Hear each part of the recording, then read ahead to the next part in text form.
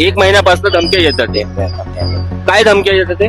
गोळ्या टाकील, कोयत्याने मारेल, ते व्हिडिओ डिलीट कर, हे व्हिडिओ डिलीट कर, तू व्हिडिओ नको बनव असले. पहिले हे धमक्या काय कॉल्स आणि मेसेजेस मध्ये होते? हा, पहिले कॉल्स आणि मेसेज. माझी दुकान पण आहे, दुकानवर आले 10-15 लोक होते, पोरं होते, त्यांनी राणा टाकला तिथं दुकानवर. दुडगूस घातला त्यांनी तिथं. तिथं आणि अजून तिथं काय धमकी दिली?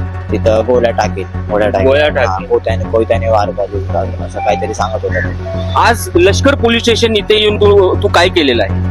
मी त्या सरांची बात केलं, सर ते कॉर्पोरेट केलं होतं त्यांनी सांगितलं आम्ही तुला सुरक्षा देईल, काय झालं तर आम्ही तुम्हाला सुरक्षा देईल. या संदर्भात इथं गुन्हा दाखल केलाय का? हो केलंय, फिर्यादी केली. फिर्याद दिलेली आहे. फिर्यादी. तुला काय वाटतं हा सगळा प्रकार तुझ्या बरोबर का होत असेल? कोण ह्याच्या पाठीमागे असेल? ते आता मला तर एवढं माहित नाही. ते अननोन होते, 3 नंबरने त्याने कॉल केला, त्याला मला एवढं माहित आणि मी घाबरलो.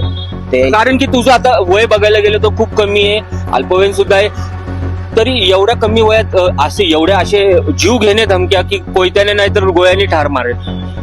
ते फेमस झाले, ते त्याबद्दल फेमस होते ते त्यातून होतंय का? हो. तर आता फिर्याद दाखल केलेली आहे, आमच्या माध्यमातून काय आवाहन करणार तू? काय नाही, पोलिसांना ते म्हणे सुरक्षा द्या थोडीशी, कारण काय नाही बघून घ्या ते कोण आहे ते आपण यातले आरोपी धरा. फक्त.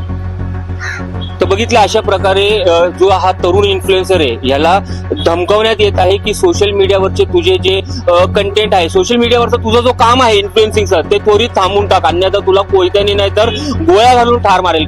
कमी वयाचा आहे तरी अशा प्रकारच्या धमक्या येत आहेत. त्यांनी या सगळ्या प्रकाराला कंटाळून लष्कर पोलीस स्टेशन इथं गुन्हा सुद्धा दाखल केलेला आहे. आता बघायचं हे राहणार आहे की ह्या सगळ्या प्रकारातले जे आरोपी आहेत, जे ह्या इन्फ्लुएन्सरने ज्यांची विरुद्ध तक्रार दिलेली आहे, त्यांना कधी शासन होतो.